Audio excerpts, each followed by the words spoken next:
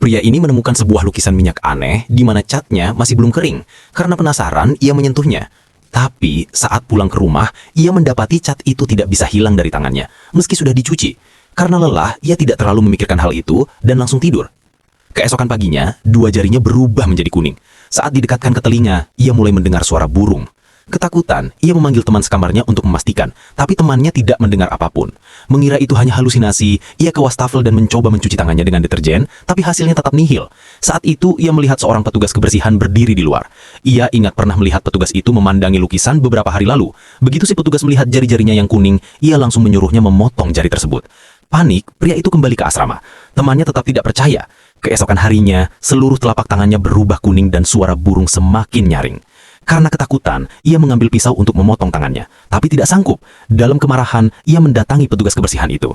Perempuan itu lalu bercerita bahwa ia pernah melihat lukisan yang sama 20 tahun lalu. Saat itu catnya juga masih basah. Ia menyentuh lukisan dan mengoleskan sedikit cat ke wajah adiknya. Kemudian mereka sadar, cat itu tidak bisa dihilangkan. Ia pun belajar dari kejadian itu dan harus memotong tangannya sendiri. Tapi adiknya yang wajahnya mulai menguning, perlahan menghilang.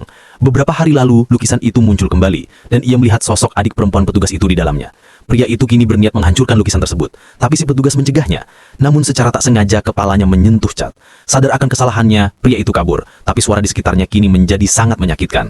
Seluruh tangannya telah berubah kuning dan dunia di sekelilingnya tampak seperti isi lukisan. Tiba-tiba ia melihat sosok adik perempuan petugas itu. Ia mengikutinya, tapi sosok itu kembali menghilang. Lalu suara keras itu datang lagi, begitu menyiksa hingga ia tidak tahan lagi. Akhirnya, ia memotong tangannya sendiri. Saat itu juga teman sekamarnya menyadari ia menghilang.